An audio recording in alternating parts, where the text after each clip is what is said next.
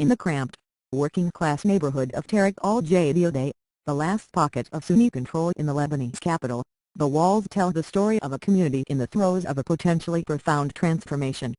Faded portraits of the mainstream Sunni leader Saad Hariri, left over from the last crisis that engulfed Lebanon, are gradually being eclipsed by a newer symbol, the black flag inscribed with the Islamic creed that is often linked to the global Al-Qaeda franchise.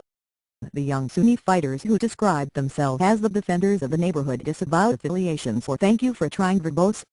This recording will go away once the product has been purchased. Even sympathies with the extremist organization.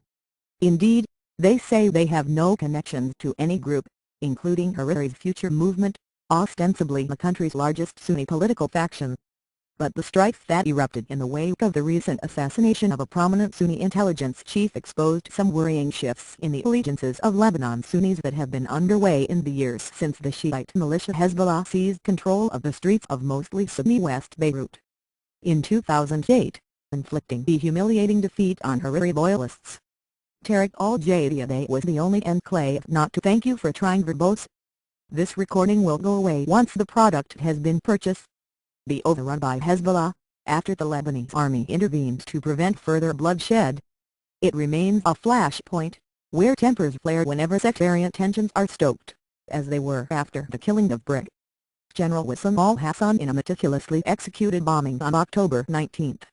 The clashes have since subsided, along with concerns that his death, blamed by Sunnis on the government of Syrian President Bashar al-Assad, would herald a spillover of the Syrian conflict into Lebanon, at least for the time being.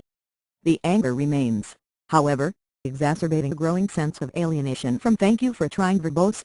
This recording will go away once the product has been purchased. A political system that many Sunnis feel has brought them few rewards. Our set doesn't help us. No one helps us. Here, it is every man for himself, said Abu Amr, the leader of a group of fighters who participated in the recent clashes and had gathered at a small kebab shop to discuss their grievances.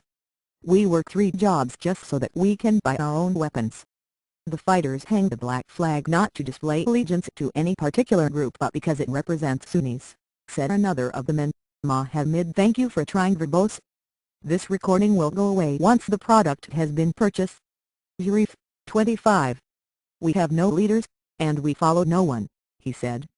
We have a vacuum. Analysts say much of the blame for the disaffection lies with Hariri, the wealthy businessman who assumed leadership of the Sunni community after his father, Rafik, was assassinated in 2005 in a bombing on Beirut's seafront, also blamed by Sunnis on Syria.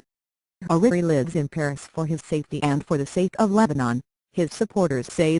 The decision that they say is vindicated by the death of Hassan, who was killed less than 24 hours. Thank you for trying verbose. This recording will go away once the product has been purchased. After returning from an overseas trip. It's not about Saad Hariri. It's about what would happen to the country if Saad Hariri got killed, said Nadeem Koti-ish, a prominent political talk show host with Hariri's Future TV network. So when Saad Hariri secures himself, he is securing his country.